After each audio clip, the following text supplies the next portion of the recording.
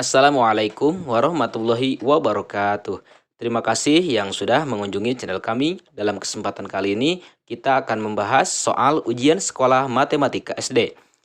Di sini kita akan membahas soal dari nomor 16 sampai soal 20 ya. Nah, ini merupakan video bagian keempat. Kita perhatikan soal 16. Sebuah bak mandi bervolume 16.200 liter. Jika debit air 90 liter per menit, waktu yang dibutuhkan untuk mengisi bak mandi adalah titik-titik. Nah, cara menyelesaikan soal seperti ini, kita gunakan rumus segitiga ajaib. V di sini volume, Q debit, dan T yaitu waktu. Nah, dalam soal diketahui volume, volume air dalam bak mandi yaitu 16.200 liter. Kemudian debit di sini artinya keluarnya air ya per menit, yaitu 90 liter per menit. Yang ditanyakan waktu ya, waktu yang dibutuhkan untuk mengisi bak mandi adalah berapa menit atau berapa jam. Kita gunakan rumusnya ya untuk menghitung waktu ya, menghitung waktu yang diketahui volume dan debit, yaitu volume dibagi debit. Dan kita perhatikan dalam rumus segitiga ajaib ya, yang ditanyakannya waktu berarti rumusnya adalah V ya per debit. Nah, begitu. Oke. Kita tuliskan T atau waktu sama dengan volume dibagi debit. Volume tadi dalam soal diketahui yaitu 16.200 liter. Per debitnya yaitu keluar air per menitnya 90 liter. Berarti 16.200 liter dibagi 90 liter per menit. 16.200 dibagi 90 sama dengan 180 menit. Selanjutnya 180 menit kita konversikan ke jam ya, karena dalam soal yang ditanyakannya adalah jam. Nah, caranya dengan cara dibagi 60. 180 dibagi 60 sama dengan 3 ya, 3 jam. Jadi, waktu yang dibutuhkan untuk mengisi bak mandi adalah 3 jam. Nah, jawaban untuk nomor 16 yaitu 3 jam. Selanjutnya soal yang ke-17. Berat angkutan bermuatan jagung 154 kuintal.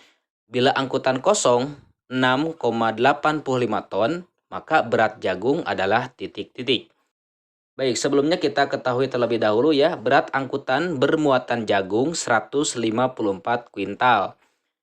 Nah, yang kuintal kita konversi terlebih dahulu ya ke kilogram, karena jawabannya di sini A, B, C, D yang ditanyakan adalah kilogram. Berarti yang 154 kuintal kita konversi ke kilogram.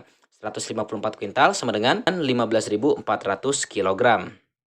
Kemudian angkutan kosong ya, angkutan kosong yaitu 6,85 ton. Nah, kita konversikan ya ke kilogram yaitu 6.850 kilogram. Yang ditanyakan berapakah jagung pada angkutan.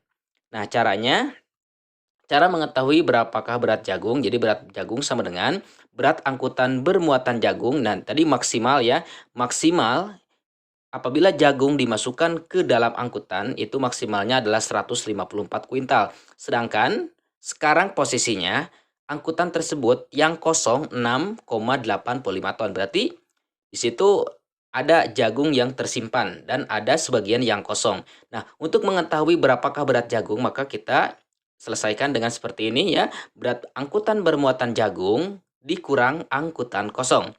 Berat angkutan bermuatan jagung tadi 150 kuintal dan sudah dikonversikan ke kilogram yaitu 15.400 kilogram dikurang ya angkutan kosong. Berarti ada sebagian bak yang kosong. Bak yang kosong tersebut bisa muat jagung 6.850. Berarti kita kurangkan ya 15.400 dikurang 6.850 sama dengan 8.550.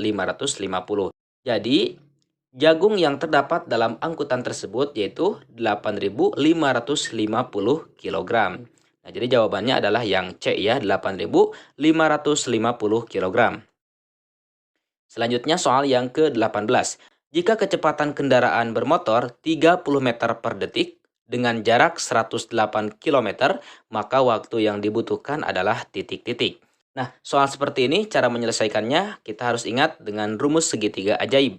Nah, S, V, T. S di sini adalah jarak, V-nya adalah kecepatan, T-nya waktu.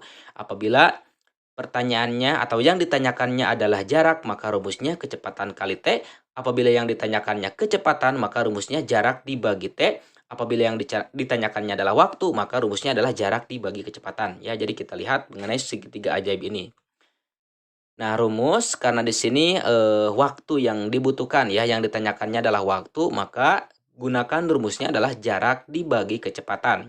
Dan kita ketahui terlebih dahulu dalam soal kecepatan 30 meter per detik, jarak 108 km. Nah, yang 108 km kita konversi terlebih dahulu ke meter karena sebagian diketahui di sini mengenai kecepatannya adalah 30 meter per detik. Jadi yang kilometer ini kita konversi dulu ke meter biar sama ya, dan nanti akan memudahkan bagaimana cara menyelesaikannya. Jawab, kita gunakan rumus T sama dengan S dibagi V ya. Nah, mengenai jaraknya tadi dalam soal yaitu 108.000 meter ya dibagi 30 meter per detik. 108.000 dibagi 30 sama dengan 3.600 detik.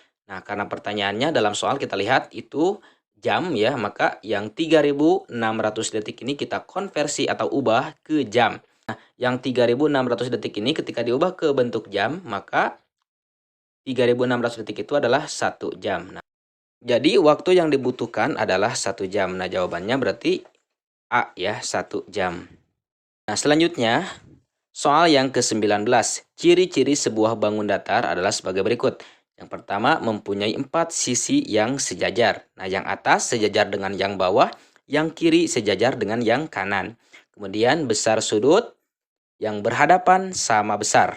Ya, nah kita perhatikan yang sudut bawah kiri dengan sudut atas kanan sejajar. Begitupun juga sudut yang kanan bawah sejajar dengan sudut yang atas kiri. Tidak memiliki simetri ya, ketika diputar ini tidak akan membentuk seperti halnya jajar genjang ini. Kemudian diagonal membagi dua daerah yang sama besar. Jadi maksud pertanyaan nomor 19 adalah jajar genjang. Jadi jawaban untuk nomor 19 yaitu A, jajar genjang. Selanjutnya nomor 20. Pencerminan terhadap garis K yang tepat ditunjukkan gambar. Nah, ini yang mana ya? A, B, C, atau D?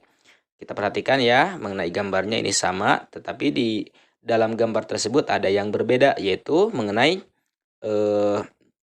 yang berwarna hitam ya, yang berada di sudut itu. Kalau yang A itu salah ya, kemudian yang C juga salah, kemudian yang D itu juga salah ya, karena yang posisi hitamnya di depan, sedangkan yang sebagiannya itu berada di belakang. Nah, itu salah. Yang betul adalah yang B ya, karena posisi yang berwarna hitamnya, kita perhatikan yang kiri berada paling belakang, kemudian yang kanan juga itu sama ya, yang posisinya belakang. Berarti itu cermin ya, ketika berada di belakang, maka ketika posisi di cermin itu sama di belakang. Nah, itulah mengenai pembahasan soal ujian sekolah matematika SD ya, bagian keempat. Insya Allah nanti kita lanjutkan pada pembahasan soal ujian sekolah di bagian kelima. Sekian dulu. Assalamualaikum warahmatullahi wabarakatuh.